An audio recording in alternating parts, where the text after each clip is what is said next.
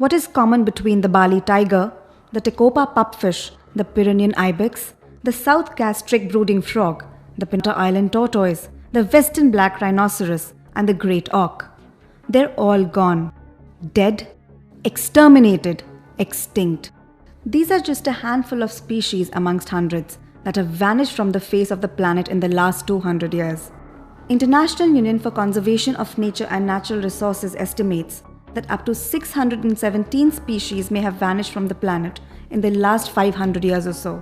And the bad news is that about 77% of these species may have perished since the beginning of the 20th century. Who's behind this extinction? It's us, the human race. But hold on, is extinction not a natural process? Is Darwin's theory of survival of the fittest wrong?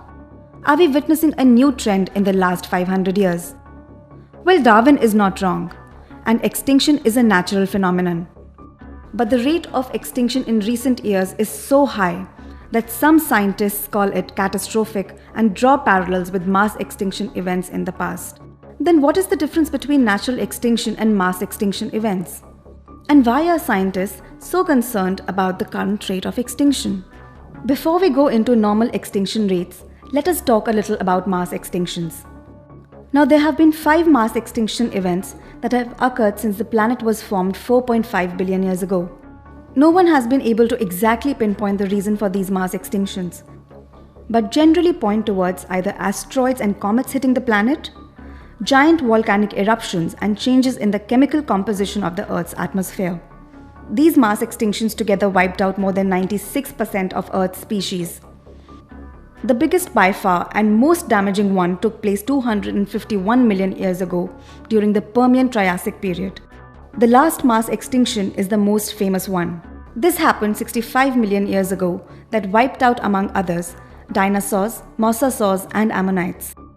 But extinctions take place even without calamitous events. And this is called the normal rate of extinction or the background extinction rate. The latest method to calculate background extinction rate says that if there are 1 million species, 2 would go extinct every year. To illustrate, let's take birds for instance. There are little more than 10,000 bird species in the world today. If the background rate held true, 2 species will disappear every 100 years. So in the 500 years for which IUCN has records, only 10 species of birds should have gone extinct. But in reality, 163 species may have disappeared. This is precisely the reason why scientists now believe that the current rate of extinction could actually mimic one of the 5 earlier mass extinction events. Recently, researchers from 4 US and a Mexican university came up with a study which highlights that human activity has pushed the extinction rate 100 times higher than normal. They say that under normal circumstances, 9 vertebrate species should have gone extinct since the beginning of the 20th century instead of the 468 species that have fallen off the planet. The causes for this rapid extinction are not hard to find. We have cleared forests to build cities, to practice farming, to build factories, and to keep livestock. We have not only hunted them for food, for fur, and for other extravagant reasons. We have also destroyed their habitat, cut off their food supply, and polluted the air, land, and water, making it extremely difficult for these species to survive. And it is funny because Homo sapiens emerged about 200,000 years ago, while some of these species have been around for a few 100 million years.